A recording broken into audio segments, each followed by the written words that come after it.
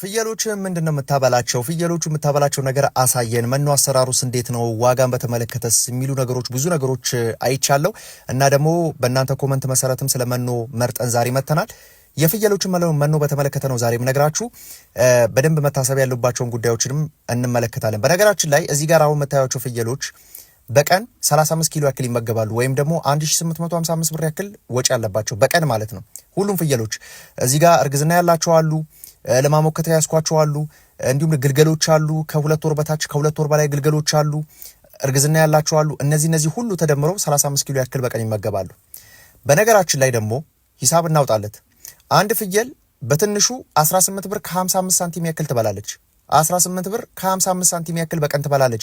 ይሄ ማለት ግን በጣም ኖርማል ነች። ወይም ደግሞ እርግዝና ቢኖራትም ከሁለት ወር በታች ወይም ደግሞ ከ8 ሳምንት በታች እርግዝና አላት ብለን ካሰብን 18 ብር ከ55 ሳንቲም ያክል ፍጆታ አላት። ለማሞከት ነው ያዝነው ካልን ከፍ ይላል ወጪው። ከዚህ በተጨማሪ ደግሞ እርግዝናዋም የገፋ ከሆነ ወይም ደግሞ ከ8 ሳምንት በላይ ከሁለት ወር በላይ እርግዝና ያላትም ከሆነ ይጨምራል ሂሳቡ ከዚህ ማለት ነው።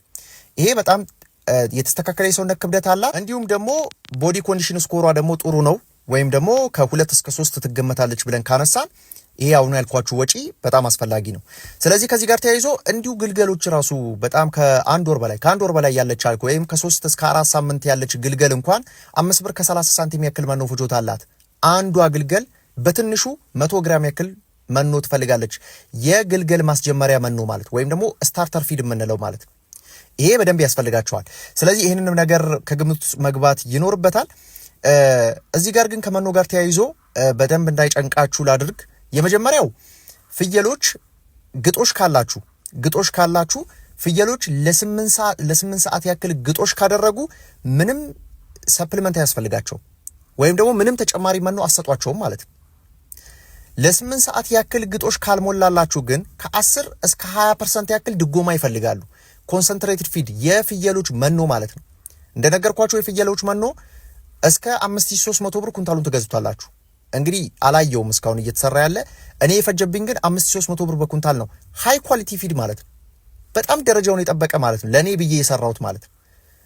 ስለዚህ በተወሰነ መልኩ ለ8 ሰዓት ያክል መጋጥ መቻል አለባቸው።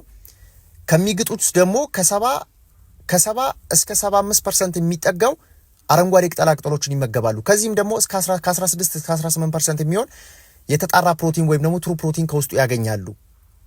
ይሄ ተብሎ ታስቦ ነው። ይሄንን ማሟላት የምትችሉት የወቅቶች መፈራረቅ አለ፣ አረንጓዴ ቅጠላ ቅጠሎች የምታጡባቸው ቦታዎች አሉ። ይሄን ያክል ቦታ ስኬት ይመጣል የሚለው ነገር ትንሽ አሳሳቢ ስለሆነ ፊታችሁ ወደ ፍየሎች የተመጣጠነ መኖ ማዞር ይኖርባችኋል ማለት ነው። ነገር ግን በተጨማሪ ደግሞ የ8 ሰዓት የሚያስግጣችሁ ቦታ የሚግጡበት ቦታ እንኳን ብታገኙ በጣም በእርግጠኝነት ይሄንን ፍየሎች ለብዜት የሚረዳችሁ ወይም ደግሞ ኪዲንግ ሬት የሚባለው የእርግዝና መጠናቸውን 2ም 3ም ለማድረግ አይደለ ብዜትን ለመጨመር የምንጠቀምበት ያንን ያደርግላችኋል ተብሎም አይታሰብም። ለምሳሌ ኪዲንግ ሬትን ከፍ ከሚያደርጉ ነገሮች ውስጥ ከፍተኛ የንጥረ ነገር መጠን በፕሮቲንም በካርቦሃይድሬትም ወይም ደግሞ በኢነርጂ በጣም ያስፈልጋቸዋል።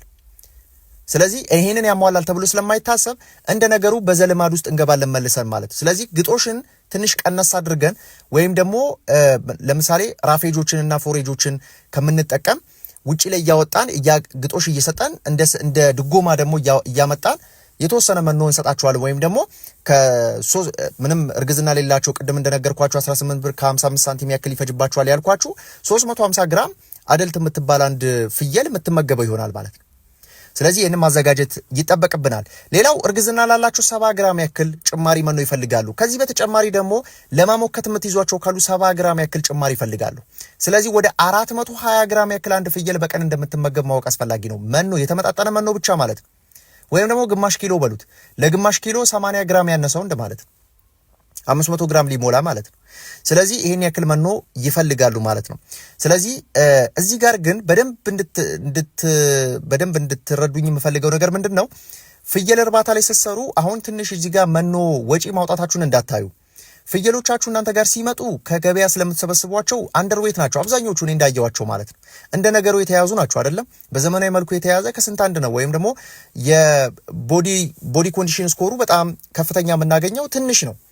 ስለዚህ እናንተ ጋር ከመጡ በኋላ ግን በትንሹ ከ2 እስከ 3.5% ያክል ቦዲ ኮንዲሽን ስኮር ሊኖራቸው ይገባል። በቃ ቦዲ ስኮር ስናደርግ ወይም ደግሞ በቃ በከፍተኛ ሁኔታ ለፈርቲሊቲ በጣም ዝግጁ የሆኑ አይነት ፍየሎች ከ2 እስከ 3 ቦዲ ስኮር ኮንዲሽን ያላቸው ናቸው። ስለዚህ ያ ማለት ምንድነው የኪዲንግ ሬታቸው ወይም ደግሞ የእርግዝና የመያዝ አቅማቸው ጥሩ የሚሆነው መውለድ የሚችሉት በድግግሞሽ እርግዝና መያዝ የሚችሉት መዳራትን በግልጽ ማሳየት ለኮርማው ማሳየት የሚችሉት እንዲሁም ደግሞ ወልደው ማጥባት የሚችሉት 2ም 3ም ቢወልዱ ማሳደግ የሚችሉ ጽንሱ ጤነኛ ሆኖ መውጣት የሚችለው ቦዲ ኮንዲሽን ስኮራቸው ወይም ደግሞ ቦዲያቸውን ስኮር ስናደርግ ከ2 እስከ 3.5% መምጣት አለበት። ከ3.5% በላይ ከሆነ ለፈርቲሊቲ በጣም ትቸገራለች። እርግዝና የመያዝ ዕድሏ 0 ነው ማለት ይቻላል። መሴና እንደምንለው ማለት ነው።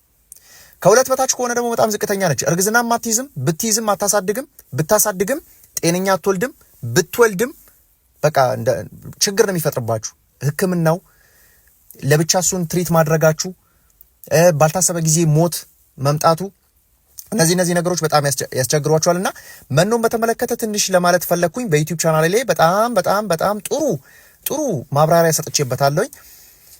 እዛ ላይ ገብታችሁ ማግኘት ትችላላችሁ ማለት ነው። ዩቲዩብ ቻናሌ ላይ ገብታችሁ በደንብ በሰፊው ታገኙታላችሁ። ሰዎች በደንብ እየተከታተሉት ያሉት የዩቲዩብ ቻናል ነው። በተለይ ለስራው ፍላጎት ካላችሁ፣ ኮርማ ካላችሁ፣ ለሙክት የያዛችኋቸው ፍየሎች ካሉ ለኮርማነት ወይ ለዘር ማስያዣነት የምትፈልጉት አይነት ኮርማ ወይም ወንድ ፍየሎች ያዘጋጃችሁ ከሆነ ለእርግዝና ላላቸው ግልገሎችን ካላችሁ እነዚህ ሁሉ የተለያየ አይነት መኖ ይፈልጋሉ ማለት ነው። ስለዚህ እኔ እያስኩበት ያለው መንገድ ይሄ ነው። ተጨማሪ ማብራሪያዎችን የዩቲዩብ ቻናል ላይ በጣም በስፋት ታገኙበታላችሁ። ሰላም።